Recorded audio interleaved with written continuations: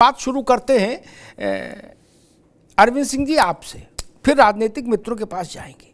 जब केजरीवाल ने बात कही थी तो समझ में आता था चुनाव चल रहा है, वोट हो रहा है, ये सब चलेगा, हर वो बात कही जाएगी जिससे किसी को लाभ हो किसी को हानि हो। लेकिन अब तो चुनाव हो गया, अब तो सरकार बनने जा रही, शपथ ग्रहण के कार्ड बट गए। तब ये बात क्यों उठी महाराष्ट्र से कि योगी को बदलने की कोशिश कर रहे हैं कुछ लोग? कुछ इसको ऐसे बोल रहे, कुछ लोग इसको और तीखा कर देते कि कुछ साजिश कर रहे हैं कुछ लोग। बार बार ये बात क्यों आ रही? चूंकि अब बहुत सारे लोग ऐसे भी हैं जो कह रहे हैं कि भाई साहब कहीं ना कहीं कुछ ना कुछ तो हो रहा, वरना बार बार ये महीनों से ये विषय क्यों चल रहा है? अरविंद सिंह जी, भाजपा का प्रदर्शन राजस्थान में उत्तर प्रदेश से ज्यादा खराब रहा। राजस्थान वाले से तो इस्तीफा नहीं मांग रहा कोई, ना उनकी कोई चर्चा हो रही। बिहार में भी भाजपा का प्रदर्शन बहुत खराब रहा, 2 डिप्टी चीफ मिनिस्टर हैं, वो तो इस्तीफे की कोई बात नहीं चल रही हवा में भी। उत्तर प्रदेश में क्यों? और ये तो प्रदर्शन तो अभी सामने आया, ये तो भर चुनाव चली, यही बात क्यों? अरविंद जी देखिए अमिताभ जी, संजय राउत जी एक बड़बोले नेता हैं। उनको मीडिया आकर्षण के लिए कुछ न कुछ बोलना आता है और आए दिन वो बोलते रहते हैं। और वो जिनके बयान के आधार पे उन्होंने बोला है, अरविंद केजरीवाल के, खुद अरविंद केजरीवाल की क्रेडिबिलिटी क्या है? गुजरात चुनाव के समय उन्होंने अरविंद केजरीवाल के आधार पर नहीं बोला। उन्होंने कहा देवेंद्र ने जो इस्तीफे की पेशकश की है, हमको ये लगता है कि ये योगी आदित्यनाथ पर दबाव बनाने के लिए रास्ता तलाशा जा रहा है और उनको हटाने की कोशिश कर रहे हैं कुछ लोग। उन्होंने कहा केजरीवाल का मसला नहीं लाया है वो। देखिए और क्या बोलेंगे संजय जी मीडिया में सुर्खियां पाने के लिए। कल तक तो कह रहे थे लोग कि मोदी जी प्रधानमंत्री तीसरी बार नहीं बनेंगे, जनता ने नकार दिया है।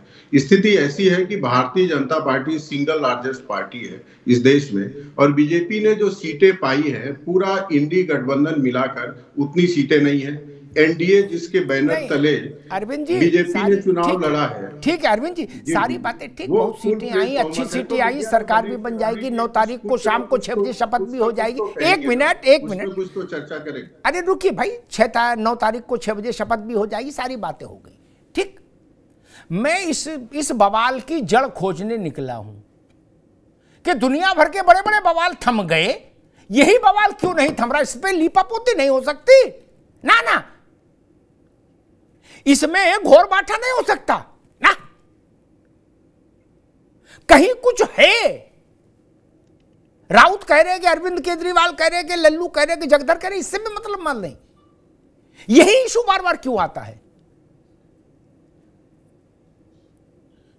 सामान्य जनता तो इस दृष्टि को सोचेगी ना अरविंद जी। देखिए मैं किसी भी चीज का लेने दीजिए, आप अनुभवी पत्रकार हैं, फिर हम आपको भी सुनेंगे। मेरी जो राय है, देखिए भारतीय जनता पार्टी एकमात्र ऐसा दल है जहां नेतृत्व परिवर्तन बहुत सहजता से हो जाता है। वहां पे मंच पे बाप बेटे में धक्का मुक्की की जरूरत नहीं पड़ती है। वहां पर बाप बेटे को बर्खास्त नहीं करता और बेटा बाप को बर्खास्त नहीं करता है। तो आपने देखा होगा, चाहे मध्य प्रदेश हो या राजस्थान हो या गुजरात हो, कितनी सहजता से नेतृत्व परिवर्तन हो गया। और केंद्रीय नेतृत्व चाहेगा तो भारतीय जनता पार्टी में बड़े से बड़ा नेता भी केंद्रीय नेतृत्व के डिसीजन को, सामूहिक डिसीजन को आदर करता है। ऐसे में बाहर से एक शिगुफा लगाना कि नेतृत्व परिवर्तन होने जा रहा है, जिसका कोई आधार नहीं है। भारतीय जनता पार्टी में ठीक है अरविंद जी, अभी रुकना होगा, दोबारा आएंगे, अभी रुकना होगा। बात इतनी सरल नहीं। बाकी मेहमानों के पास में जाऊंगा, उससे पहले एक विज्ञापन के लिए अवकाश लूंगा छोटा सा, फिर राजनीतिक मित्रों के पास जाऊँ। लेकिन एक बात छोड़ जाऊं, बात इतनी सरल नहीं और इतनी गोलमोल भी नहीं। मैं अगर कोई विषय लाया हूं तो सोच के लाया हूं कि उसका खंडन मंडन कैसे होगा स्क्रीन पर। भर चुनाव इस बात का खंडन नहीं हुआ। जब वोटिंग खत्म हो गई तो नड्डा ने इसका खंडन किया, जेपी नड्डा ने। जब वोटिंग खत्म हो गई, भर चुनाव इसका खंडन क्यों नहीं हुआ? जब वोट हो रहा था तब इसका खंडन उसी स्तर से क्यों नहीं हुआ जिस स्तर से यह बात कही गई? आधे घंटे के भीतर, अरविंद केजरीवाल के बोलने के 30 मिनट के भीतर 3 स्तर से खंडन आया। अमित शाह जी का, राजनाथ जी का, नड्डा जी का। कि मोदी जी ही प्रधानमंत्री बनेंगे। तीनों ने आधे घंटे में कर दिया खंडन, उसके बाद बात आगे बढ़ी ही नहीं। लेकिन उसी समय जो अरविंद केजरीवाल ने दूसरी बात कही थी, अरविंद सिंह जी, वो ये कही थी कि योगी हटा दिए जाएंगे। वही 3 ट्वीट में अगर ये लाइन भी जोड़ दी, तीनों जोड़ देते तो बात ही खत्म नहीं हो जाती। आधा खंडन क्यों, पूरे कर देते, जब करने ही था तो पूरे कर देते। नहीं तो ये विषय नहीं बनता आगे के लिए। ये एक बड़ा विषय है, इसको समझना पड़ा, मुझे लगता है बहुत जरूरी है। एक तो वह ये सवाल वही, एक बार जब खंडन करने निकले ही थे तो दोनों बातों का कर देते, झंझट ही खत्म हो जाता। खैर, विजय राठी साहब, सबसे पहले तो भाई आपकी पार्टी ने बहुत बेहतर और बहुत करिश्माई अंदाज में प्रदर्शन किया, उसके लिए बधाई। बहुत बहुत धन्यवाद, उसके लिए बधाई। मेरा प्रश्न, हम तो तरस रहे थे आपके मुंह से सुने, बहुत बहुत धन्यवाद आपका। मैं इस मामले में बिल्कुल एक ही लाइन पकड़ के चलता हूं। मुझे तो चुनाव लड़ना नहीं, ना भाजपा से, ना सपा से, ना बसपा से, ना कांग्रेस से, ना लोकदल से। मैं हमेशा कहता रहा कि एक चुनाव अखिलेश यादव को, एक मिनट विजय, एक मिनट भाई, मैं हमेशा कहता रहा एक चुनाव अखिलेश जी को अपने कंधों पर जिताना होगा। और जब उन्होंने जिता दिया तो मैं पहला व्यक्ति था जिसने कहा कि अब अखिलेश यादव नेताजी हो गए, ट्रांसफॉर्मेशन पूरा हो गया। लेकिन जब तक जिताएंगे नहीं तब तक कैसे कह देता, जिता दिया। खैर, आज की बहस पर चलते हैं। ये बात फिर शुरू हो गई कि योगी आदित्यनाथ को हटाना चाहते हैं, और ये बात आपके इंडिया गठबंधन की तरफ से आ रही है महाराष्ट्र से। इसके पीछे का मंतव्य क्या है विजय जी?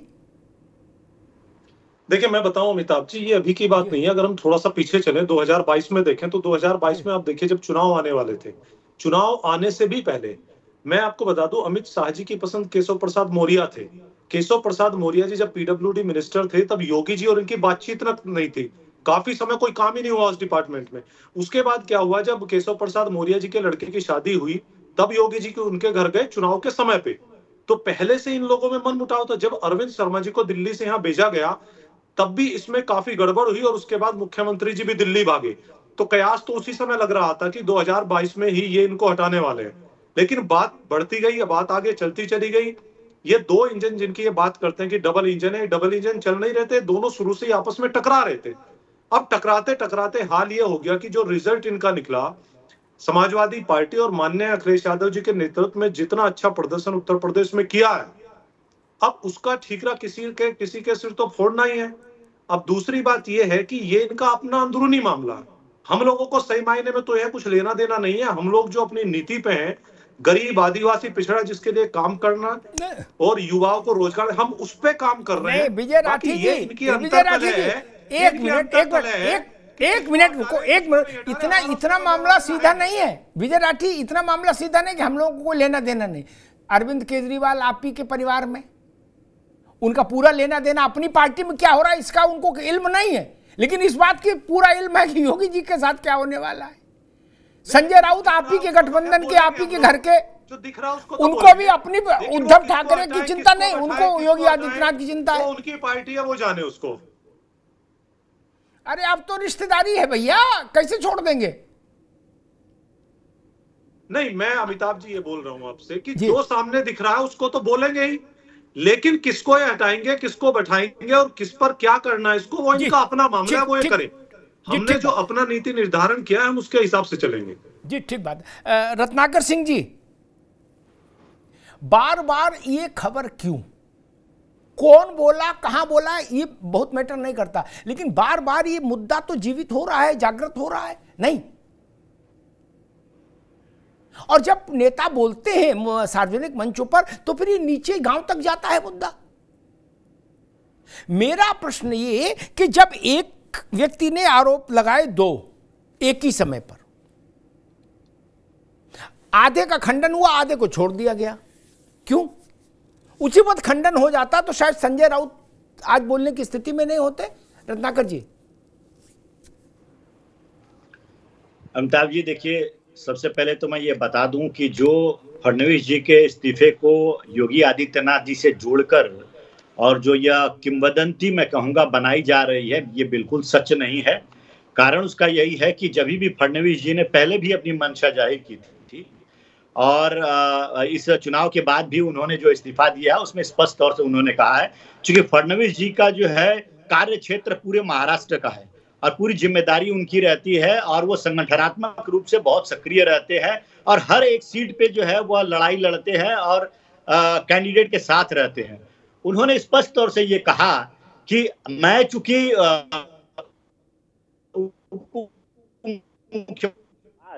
जो वहां पे विधानसभा का चुनाव है उस पे मैं फोकस करना चाहता हूं और उसमें संगठन में मैं काम करना चाहता हूं और अपने उम्मीदवारों को सूद समेत, ये शब्द याद रखिएगा, सूद समेत मैं जो है ये लोकसभा का जो परिणाम हुआ उसमें सूद समेत मैं परिणाम जो है दिखाऊंगा, इतना अच्छा परिणाम लेके आऊंगा। उन्होंने स्पष्ट अपनी मंशा जाहिर कर दी है। आ जाता हूं मैं स्पष्टीकरण पे। तो देखिए, ये इन्होंने जो कहा था योगी जी के बारे में, जो अरविंद केजरीवाल जी ने कहा था, जेपी नड्डा जी ने बहुत स्पष्ट तौर से उसका ना रत्नाकर, एक मिनट मैं इस बात को खंडित कर चुका। एक मिनट अभी एक मिनट रुकिए, मैं ये बात बोल चुका, उसको काय को ला रहे दोबारा। मैंने कहा नड्डा जी ने खंडन किया जब देश भर में पोलिंग बंद हो गई,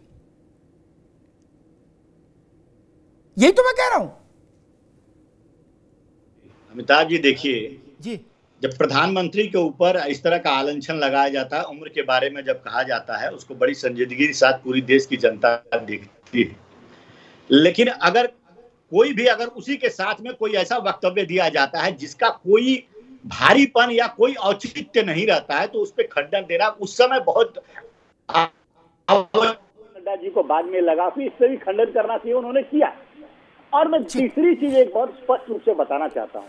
देखिए अमिताभ जी, भारतीय जनता पार्टी एक संगठन वाली पार्टी है और संगठन में समिति निर्णय करता है कि कौन उस पद पे जो है वो बना रहेगा, कौन उस पद पे दूसरा व्यक्ति योग्य है तो वो बना रहेगा। ये हमारी समिति निर्णय करती है। ये कोई परिवारवाद वाली पार्टी नहीं है कि गांधी परिवार ने निर्णय लिया भैया कि जो है गहलोत जी मुख्यमंत्री रहेंगे या पायलट जी मुख्यमंत्री रहेंगे तो सर्वमान्य रहेगा, सबको उसको मानना पड़ेगा। इस तरह की बात नहीं है। और जो भी जिन्होंने भी स्टेटमेंट दिया है, संजय राउत ने दिया है या फिर केजरीवाल ने जो स्टेटमेंट दिया है, दोनों नेताओं का अभी आपने सुना ना, अरविंद सिंह जी ने क्या कहा कि क्रेडिबिलिटी इनकी जीरो है। लेकिन कहीं ना कहीं अगर अब रुक जाओ। सैयद मोहम्मद तकी भी जुड़ गए हैं, आम आदमी पार्टी के प्रवक्ता हैं। तकी साहब का बहुत स्वागत है। लेकिन फिर मैं एक बात कह के जाऊंगा, इनकी कोई क्रेडिबिलिटी नहीं। अरविंद जी ने भी कहा, रत्नाकर जी ने भी कहा, सिर माथे। तो जिनकी क्रेडिबिलिटी नहीं थी उनकी बात का 3 लोगों ने आधे घंटे के भीतर खंडन क्यों किया? शाह जी, नड्डा जी, राजनाथ जी। जब क्रेडिबिलिटी नहीं थी तो चूल्हे में जाने देते, बोलते रहते केजरीवाल। काय को खंडन किया? नहीं, क्यों खंडन किया? डॉक्टर ने बताया था। मेरा सिर्फ मासूम सवाल, जब खंडन किया तो आधा क्यों किया, पूरा क्यों नहीं कर दिया? टाइप तो उतना ही करना था। यही टाइप करते थे केजरीवाल के दोनों आरोप असत्य हैं, हम इसका खंडन, बात खत्म हो जाती। यही तो मसला है। और बाकी रत्नाकर भाई, देश में कौन सी पार्टी किस ढंग से चलती है, उसका आधार क्या है, उसकी विचारधारा क्या है, फैसले कौन करता है, ये देखने का थोड़ा बहुत मुझे तजुर्बा है। ज्यादा नहीं, लेकिन 35 साल का तजुर्बा है। कौन सी पार्टी कैसे चलती है, कौन लोग फैसला लेते हैं, कहाँ क्या होता है, इसलिए थोड़ा बहुत तो समझ है ही।